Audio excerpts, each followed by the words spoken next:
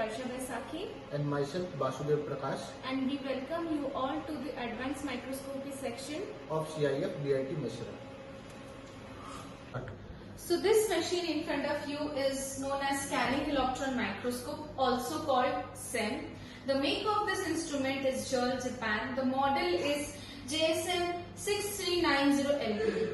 Few specification of this instrument is the resolution from 3 nanometers at high vacuum mode and 4 nanometers in low vacuum mode and 30 kV accelerating voltage. The magnification of this instrument can go from 5 to 3 lakhs times. The image mode present here are the secondary electrons and the backscattered images. The major application of this instrument is surface morphology, compositional analysis and topographical analysis. Now I am going to tell you about the working principle of this machine. The machine works on the principle of electron interaction with matter, and the images are taken from the electrons backscattered from the sample.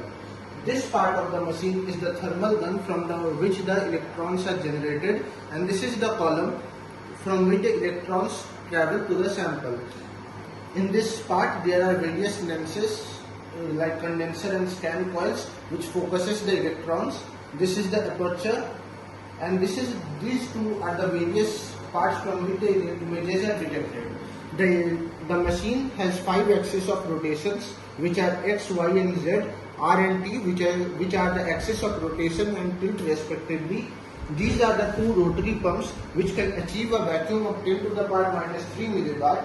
Usually the sample should be conducting for SEM, but if the sample is non-conductive, we use to coat the sample using this machine, which uses the principle of sputtering, and the images are taken like this.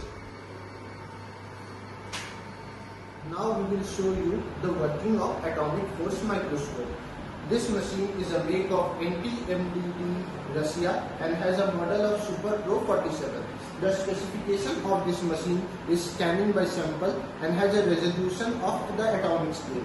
It has a SPM controller system and has various modes of measurements which are contact, non-contact, semi-contact, tapping and STM modes. The application of these machines is for surface morphological studies, topographical texture, magnetic and adhesive force related studies. Here is one of the images which we captured during our intensive period. So I am going to tell you the basic working principle of AFM, which is governed by Hooke's law. Here there is a nanoscale tip present on the cantilever that basically works as a spring. As soon as the cantilever moves on the surface of the sample, there is certain movement which are governed by various forces such as electrostatic force, magnetic force, capillary force, van der Waals force, etc. As there is movement, this movement is captured by a laser diode and a split photodetector. This interactive signal between the tip and the surface of the sample is then sent to the feedback controller that is attached to the software, and this helps to map the surface at various nanoscale ranges. So our last machine is FESM, also known as Field Emission Scanning Electron Microscope.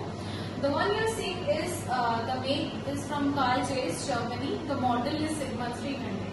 The major specification of this instrument is the resolution, which is approximately equal to 3 nanometer. The magnification can go from 25 till 12 lakhs, and the application is similar to SCM, that is surface morphology, composition analysis, topographical analysis, but another one, that is the elemental analysis, to know the different kind of elements or the element mapping in a sample can be done. The working principle of this machine is same as SEM, that is the electron interaction with matter.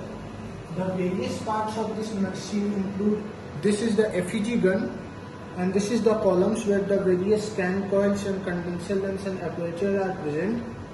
This is the R detector for backscattered electrons.